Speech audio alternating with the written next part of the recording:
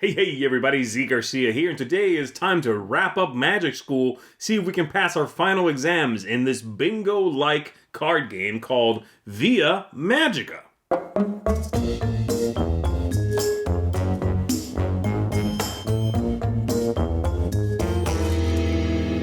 Via Magica here from designer Paolo Mori and the publisher Hurricane Games is a reprint of this game over here, Rise of Augustus, also known in some places around the world as simply Augustus. They are the same game with a couple of minor changes to it, and of course, as you can see, packaged in a considerably smaller box. I will be doing a video comparing these two products side by side, so if you're interested in seeing that, that's what you want to check out, just to see, more specifically the differences and the similarities. If you don't have any idea what other game is, don't worry about it. I'm still going to show you how this works. I'm still going to tell you if I think it's going to be a good fit for you, okay?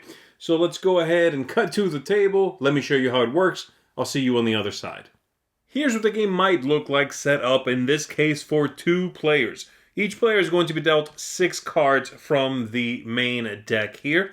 They're going to keep 3 of those 6, discard the others. Everybody also gets 7 of these gems. We'll put the rest aside for now. And then we've got these 2 sets of special bonuses the players can claim as they complete these cards throughout the game. You normally want to likely spread these out, but I stacked them. I'll tell you what they do in just a sec. You'd also have, by the way, 5 more of these cards on display somewhere on the table, but I haven't bothered doing that just for the sake of space on the table here. We've got the bag, we've got the tokens, the animus tokens in there, showing different things like water and life and earth and what else? Fire we've got over here. Yes, so all of those will be in the bag. We've got someone who is going to be pulling from the bag, and you are ready to begin. So what is going on in the game? Well, you are going to be pulling out the tokens, calling out what they are, and everyone simultaneously is going to choose one of their gems and place it on a matching spot in one of their cards, if they have one, right? And if all of their gems are in use, by the way, they can always choose to move one. They can take one from here and move it to life over here, if that's what came out. As soon as you complete a card entirely, you will call out incantatum, and you will bank that card. You'll set it aside. You will possibly claim some of these special abilities, and then you will replace that card with another one from the 5 that should be face up, and then bring that pool back up to 5. The game's going to be over when someone has 7 of these completed, and then you'll figure out who has the most points. You are going to be getting points from the cards themselves. This one's worth 11, this one 3, this one 5, and so on, from these bonuses here. And then also some cards have varying goals. Say this one, for example, is worth a varying amount of victory points, in this case 4 per each of these kinds of cards over here. The cards will come in 4 different types. The purple ones with a crown symbol here have no special ability. They're simply worth victory points. We've got these with the yellow lightning bolt. They have some special ability once that triggers one time when the card is finished. And then we've got these here with the green symbol, that is end of game scoring or some ability. And these that are always on from the moment you've completed them. All right? So let's go ahead and take a look at how this goes. So grab the bag. I'm going to pull one out. And I call it out water in this case. This player has no water somehow, but I do. I'm going to go ahead and put it right there. And then we set this aside. I pull out another one. Again, everyone is doing the placement of the gems simultaneously. Water again. Would you look at that? And then I'll take out another one. This one is air. And so this player will place one on air right there. And so will I, calling out incantatum. I've completed this one right here. So these gems will go back in my pool. I will take a look at the card, see if there's anything else I need to deal with in this case. Not really. This is going to be worth 3 victory points. I'll set that aside somewhere for myself, and I will take one of the 5 that are on the table. So let's pretend they are these here. As you can tell, I'll just show you the cards and some special abilities and some artwork and all of that good stuff. So this one says, okay, at the end of the game, for every water flag on all of these cards, I'm going to get a point. So, for example, this one being in my completed pile at the end of the game, that's an extra victory point for that flag there. Not bad. I've got this one here. From the moment this is complete, I can treat Earth as wild every time it gets called. Very useful.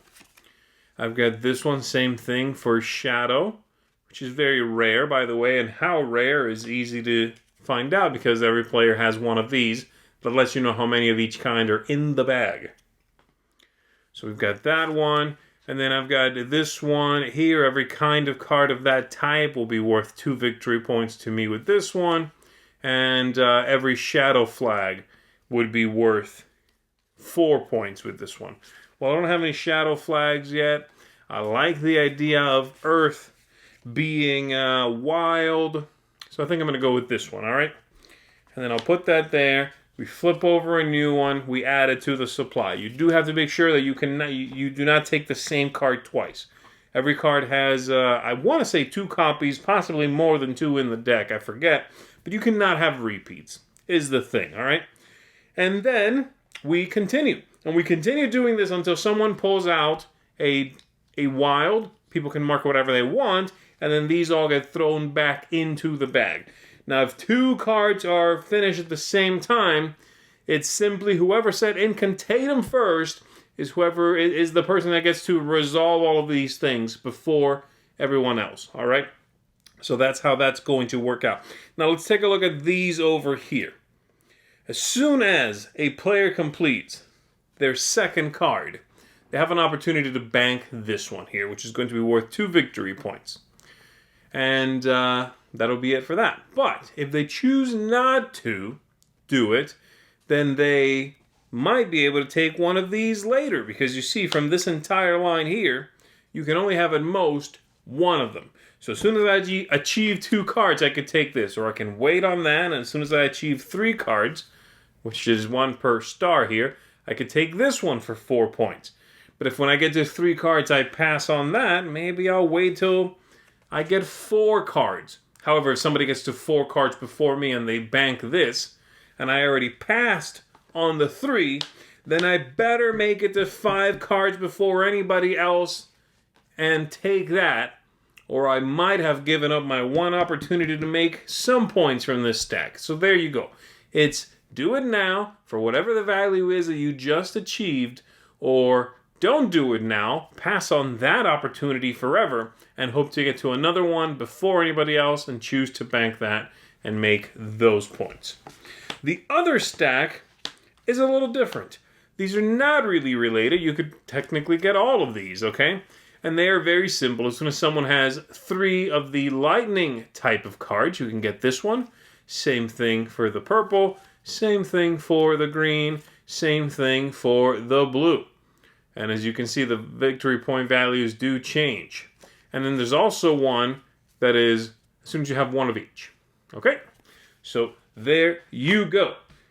So it's possible for me to take to get to 5 cards. Say, ooh, I get this one, and that was my 3rd purple. I also get this one. Okay? Okay, so that is that. I think you've seen pretty much everything you are likely to see in the game. Like I said, at the end of the game, you're going to count up points from the cards, from the special achievements over here, and then any with a sliding scale, you'll figure that out as well. And you'll have your winner. Here are all the tokens that you'll find in here, including a couple of these wilds that can be anything you want them to be. So there you go. Let's go ahead and go back up top. Let me tell you what I think of it. Via Magica here is definitely targeted at families, much more so than the original game Augustus felt like it was. There are a few things that were removed to make this more family friendly, and well, the theme certainly is going to help with that. Let's go ahead and get into it though and break it down using my target audience system here, and I'll start right there at the top with the theme, which I think is quite derivative and sort of nonsensical. It's not great. Nobody here is going to, I think, stick around because of the theme. You might because of the look of these cards, but not the theme. It's something about capturing spirits and then using crystals to use portals to play bingo. I don't know. It doesn't really make a lot of sense. It's just an excuse to give you cute magical illustrations, okay? Having said that, the aesthetics, I think, are pretty nice. I think the artwork is lovely, and the card quality is pretty good. It's not superb. I think the cards, if you play this a lot, will show some wear and tear. They're not linen finish. They're serviceable. They're fine. But couple that with the artwork, couple that with the small footprint here for the box, and I think this is a good production from an aesthetics point of view. Next up, we've got replay value. The game is so fast. There are so many little sort of combos you can try out that it will continue coming back to the table. I could definitely see this game being the kind of game you play more than once in a single sitting. It says 30 minutes on the box. That's about right. It might even be faster than that if everybody's, really familiar with the game and sort of moving it along. So, yeah, I think the replay value here is good. Next up, we've got the game arc, the sort of ebbs and flows of the game throughout the arc of the game, the 30 minutes. I think it's good. I think there's a nice amount of sort of rising tension, and that's certainly helped by those cards that you can choose to take now or not take at all and wait for something bigger down the road. That helps. It's just a nice little lovely but simple mechanism. So that's enjoyable. You will certainly have games in which the end will sneak up on you, but you can just set it up and play again. It's that easy. It flows that well. So game arc, thumbs up there. The ease of play, very straightforward. The original was very simple. This is simpler still. Very much, like I said, targeted at families. I think it's going to be a good one where you can help everyone at the table if you have younger kids or maybe folks who are not really into gaming and just trying something new, okay? Because everything's open. It's all open information. You call out these symbols, water, air, fire, all those things. You call them out publicly. You can see everyone's cards. You can help them with that. You can also help them with any special abilities they've unlocked because they are revealed on the table. So from that point of view, this is one you can get going immediately. You can literally, if you want to, for the first game, just to teach, deal everyone 3 cards. Forget this whole, give them 6 and they pick 3. Just deal everyone 3 cards. Start calling them. Start, showing them, okay, you can put a token here. You can put a token here. Once that's done, okay, now this happens. Take a new one. And you can literally learn while you play in this one. It's that straightforward. I like that. It's rare, but this game has it. Excuse me. Lastly, tactics, strategy, luck. It's okay. I think it's very light. It's very straightforward. There is some luck, but it will likely affect most everybody about the same. They did remove a couple of things from this one that I think ultimately make it a little less strategic than the original Augustus game. It's also less mean, though.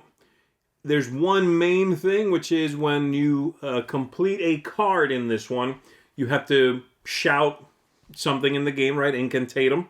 You will shout that thing, you will finish that card, grab a new one, grab a bonus, whatever. If people complete cards at the same time, then we go off of who shouted the thing first, which usually doesn't really matter. But every now and then could. If you are both up for a big bonus and someone simply shouts before you do, that might be quite the point swing. That could cost you 10 points, right? So that's problematic. Again, if you are getting, I think ultimately, if you're getting hung up on those sorts of things and you're really that worried about it, the audience for this isn't quite what you think it is, if that makes sense. Not really. Yeah, the game's light. It's a family-style game. If 2 people shout at the same time, let the younger person at the table go first. If it's that big a deal, just make a call and keep going. And that's fine. That works for this game. This is Small, it's compact, works well, gives you a nice bingo-style game that a lot of folks will be somewhat familiar with at least. And I think is going to be appealing from its look and sort of the cute magical-esque setting. I think it's going to be appealing to a lot of families, a lot of kids especially. So there you go. I don't like it as much as I like this one, Augustus. Barely, okay? I like this one a little bit more. It's just a little bit more robust. There's fewer sort of problematic moments in it. But if you don't have that one, you don't know anything about it, you're looking for a good family game, you like the theme, you like the look of these cards, absolutely. This, from me, is going to get a 7.5, which is a seal of approval. So I definitely recommend you give it a go. Check this one out. I think you're going to have a good time with it. It's very cute, very enjoyable. So that's it. Via Magica. My name is Zee Garcia, everybody. Thanks for hanging out and checking this out with me. I'll see you on the next one.